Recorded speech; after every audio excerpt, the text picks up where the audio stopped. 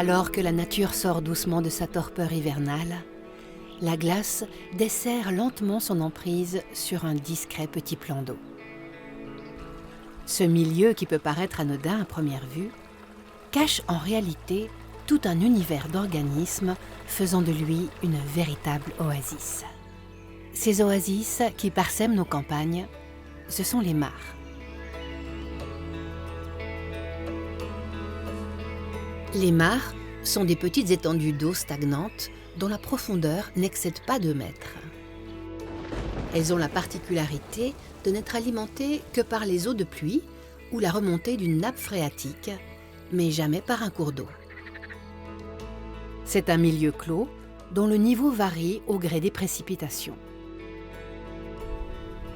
Entre l'hiver et l'été, les écarts de température de l'eau des mares peuvent être extrêmement grands.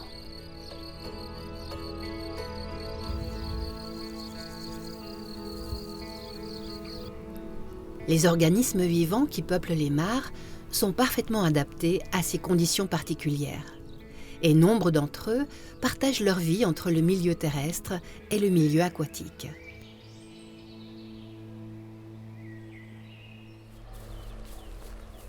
C'est le cas des amphibiens, comme les crapauds communs, les grenouilles rousses et les tritons palmés ou alpestres.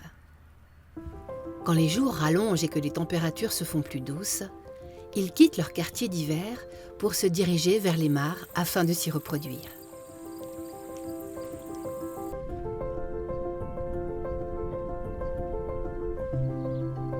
Au crépuscule, l'air aux alentours résonne alors de leurs chants nuptiaux.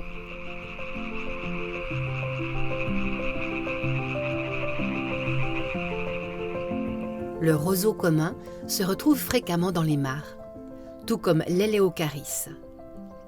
Les grenouilles et les crapauds se servent de ces plantes pour pondre leurs œufs en paquets au pied des tiges. Après l'éclosion, les larves ou les têtards de ces amphibiens vont mener une vie aquatique durant les premiers mois de leur existence.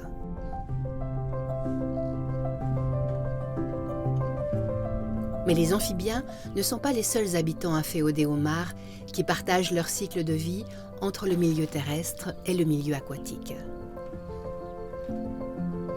De nombreuses espèces d'insectes vivent, chassent et se reproduisent autour des mares en période printanière et estivale. Certaines espèces, comme les gérisses, ont même développé la capacité de marcher sur l'eau.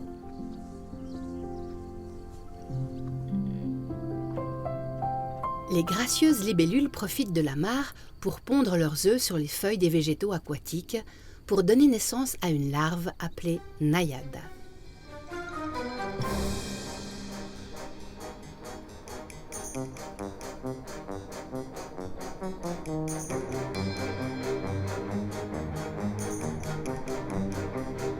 Après une dizaine de mues, la naïade va accomplir sa dernière transformation.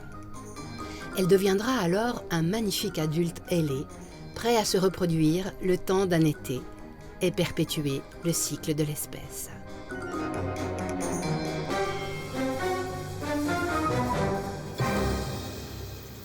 Durant l'été, l'eau de certaines mares va complètement s'évaporer. La baisse du niveau de l'eau va permettre à certaines plantes des rivages de coloniser l'espace ainsi libéré. Cette colonisation par les plantes, que ce soit sur ses berges, à moitié d'eau ou en son centre, est très importante. Beaucoup d'organismes comme les vers ou les escargots d'eau qui y vivent se nourrissent de leurs feuilles. Par le passé, les mares ont été d'une grande utilité aux hommes. Elles servaient de point d'eau pour l'élevage, la vannerie, en cas d'incendie, ou tout simplement pour la lessive ou la baignade. Mais avec l'évolution du mode de vie rural, l'intérêt pour les mares a diminué. Elles sont devenues obsolètes aux yeux des hommes quand elles n'ont pas été jugées improductives ou même insalubres. En Suisse, plus de la moitié des mares auraient disparu depuis 1950. Ces écosystèmes fragiles rendent pourtant de grands services au milieu naturel, notamment en stockant et en épurant l'eau de pluie. Aujourd'hui, de nombreuses actions sont menées pour réhabiliter et entretenir les mares.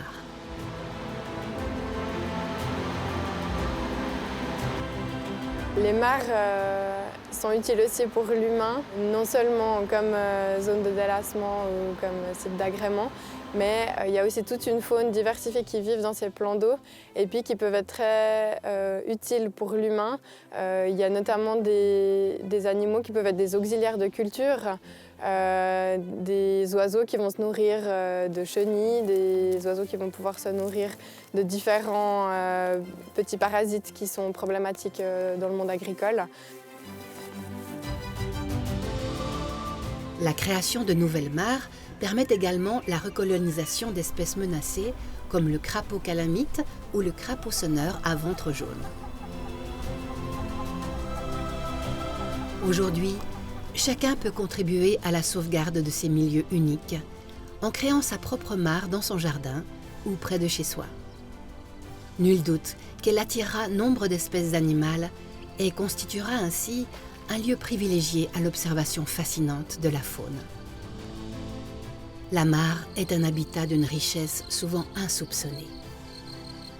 Il est indispensable de préserver ces écosystèmes pour assurer la survie des nombreuses espèces vulnérables qui en sont entièrement dépendantes.